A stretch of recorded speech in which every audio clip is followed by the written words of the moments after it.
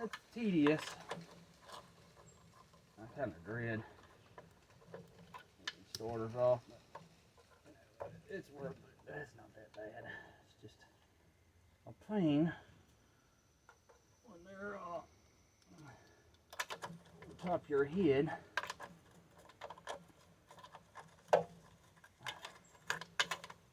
One thread at a time. I think we got it, I think. Very tedious. Thread at a time.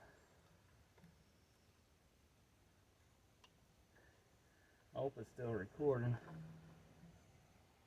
Oh my goodness.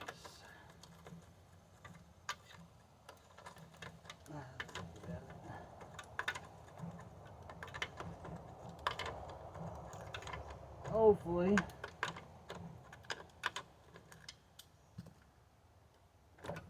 Okay.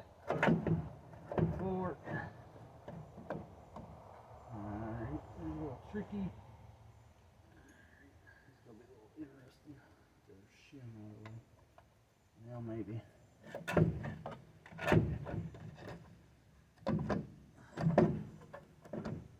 Now, we're on.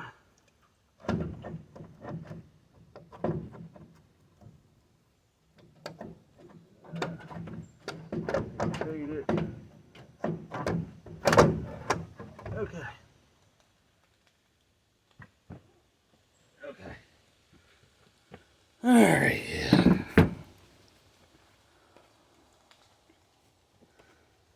Thank goodness that's out. But we got it. Shield.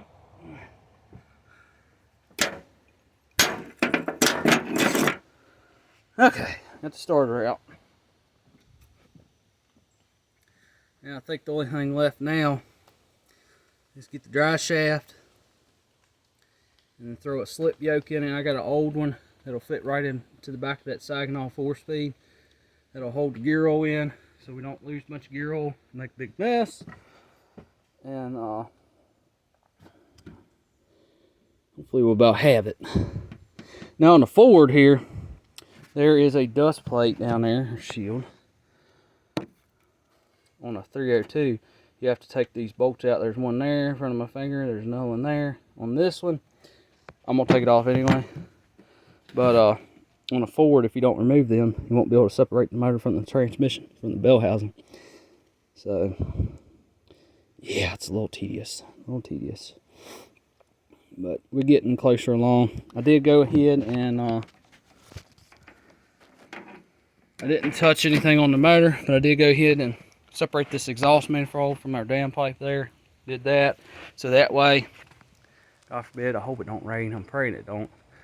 But I can throw the exhaust manifold back on there with a couple bolts. And throw this hood back on just temporarily so it don't get rained in, basically. But I am going to remove those real quick. And I think we'll just about have it. So let me get these hood hinges off. Y'all can enjoy and watch. And did throw a jack up underneath this car. Did that. Went ahead and raked me a little spot out so I can get underneath of it. And I think we'll sit y'all somewhere. I know this is really bad camera work. I apologize, but I'm trying to do this in real time here. Let's see. Y'all see? Let's fix our cord. Charge my camera at the same time as making a video. Let's get it to focus. There we go. Alright, let's get this hood hinge off. And I think we'll be pretty good. Part, it might help if I grab the wrench.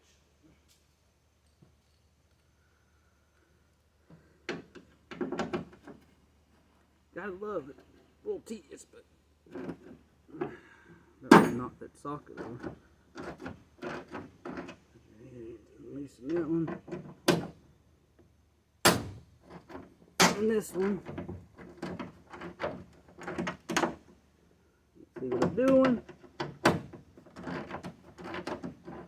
might help if I actually lowered the car down a little bit, you know, so it makes it high up. But I just don't feel like going over there and doing that right now.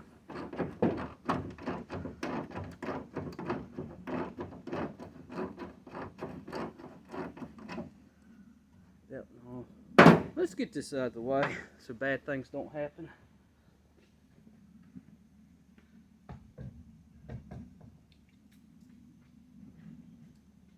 Let's get these starter bolts and our shim out of the way too. So we don't lose it. Yeah, we got some room. Okay.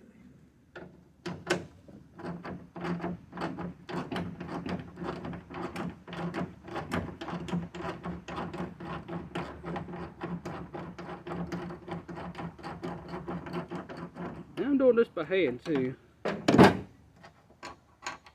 Bolt. Put that there. Let's get this one on.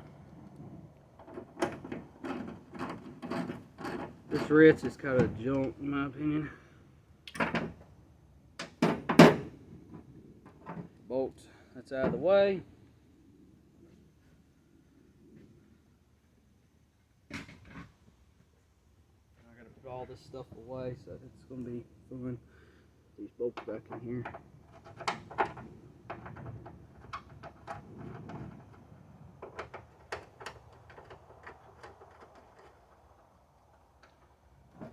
Kind of a long video, I do apologize. Who don't like pulling the motor out? I don't know if it's going to happen today, the way the weather looks, but that's good. We'll have to see.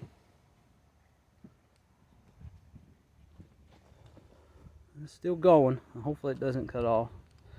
But alright, now we need to get our dry shaft out. And not ready to remove the distributor yet. All that stuff I'm not ready to remove because got a bunch of junk, pine needles and everything down in that area there. So I don't want to remove it quite yet. I don't want bad things happening, fall down into the block, all that good stuff. You can see the number 383-4810. Clear as day.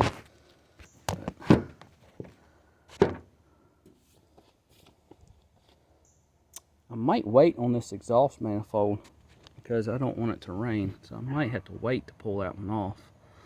And I know we're missing our front heat shield obviously on number 1 and number 2, but it's something, a little pet peeve of mine too, I cannot stand, is this dipstick pulls right out just like that. Look, just like that. So when you pull the motor out, just pull it on out so it doesn't break off into the block and you got a bunch of issues on your hands there. But I think we're going to move on to our get this other hood hinge off here, and I think I'm going to go ahead and get this dry shaft out, get our shifter off, and I'm going to have to make a decision here if I'm going to pull the motor, not the motor, if I'm going to pull the transmission first, then the motor, because I don't think I got enough room. I mean, I can't move the car back or anything. I could raise the motor up, but there's no way to move the car back. Again, I don't have much space. It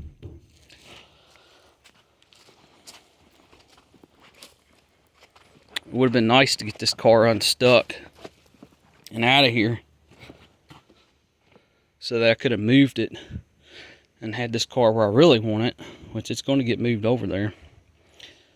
I don't know if that's going to happen. I think we're going to have to end up doing it the hard way and pull the 4-speed out first and go that route. So all that is a dry shaft, get the shifter, all that out of it, shifting rods, all that good stuff, and just pull the motor separate. But I don't want to be stressing these motor mounts out, because when you pull the transmission out, you know, the motor's going to lean back naturally. And I don't want to be putting stress on these new motor mounts and twist them all to pieces. I really don't like it. It's a pet peeve of mine.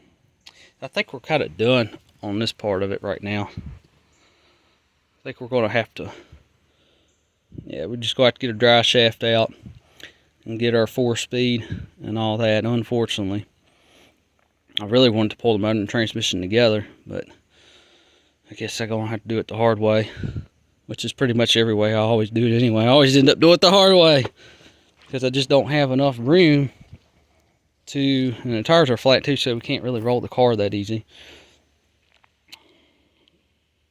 It's just not much room. By the time we put a cherry picker there, we can raise the motor up, but I need to be able to push the car back out of the way so I can get the motor out. So I think we're almost at a standstill. I will get the dry shaft out and all that good stuff yet. I will leave this exhaust manifold on because unfortunately it looks like it might rain.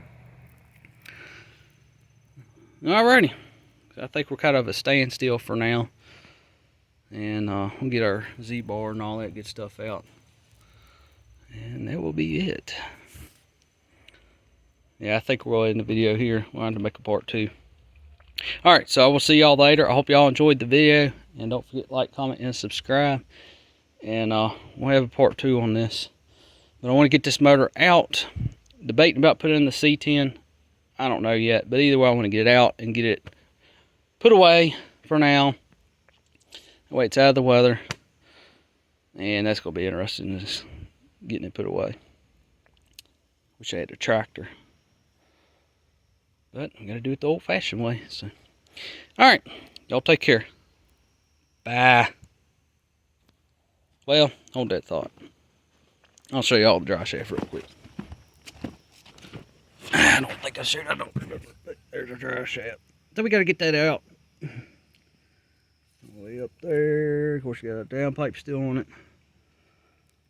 And we got our shifting rods and everything up under there too. Of course, y'all can't see it. But kinda. Not really. Alright, well, I guess that's where we got it. See y'all later.